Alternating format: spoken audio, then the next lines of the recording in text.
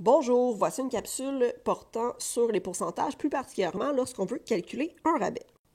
Donc, on a un exemple. Si le prix d'un chandail est de 50 quel sera le prix si un client obtient un rabais de 35 Donc, il y a deux façons possibles de trouver cette information.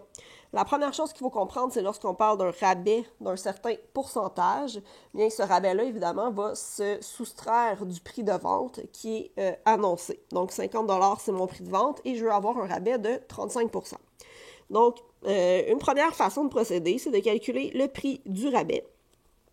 Donc, le rabais, lui, il est de 35 ce qui veut dire que je vais payer 35 de moins sur le prix de vente. Donc, 35 de 50 mais 35 de 50 c'est 17,50. Et je vais, par la suite, pour trouver mon prix final, enlever le 17,50 au prix qui est affiché, donc 50 moins 17,50. Et ça donne 32,50.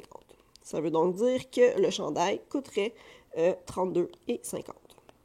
Par la suite, il y a une deuxième façon de procéder, ça va être important de la comprendre aussi parce que ça va nous être utile un peu plus tard. C'est en fait un peu de la même façon que pour la taxe, d'aller regarder c'est quoi le pourcentage final qu'on va payer.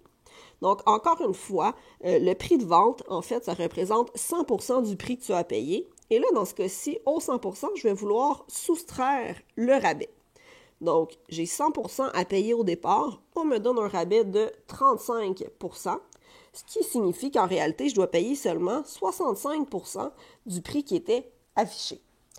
C'est important de laisser les symboles de pourcentage dans nos opérations puisque 100, c'est vraiment pas la même chose que 100%.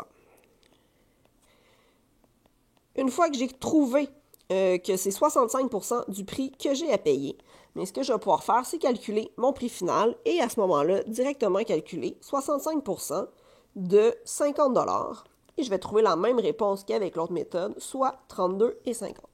Donc, la méthode qui est en rouge, c'est vraiment important de bien la comprendre, puisque cette année, des fois, on va nous demander de faire le contraire. On va avoir le prix final et on va nous demander de retrouver le prix initial. Il faut donc bien comprendre ce que ça signifie le pourcentage final à la première étape. Merci!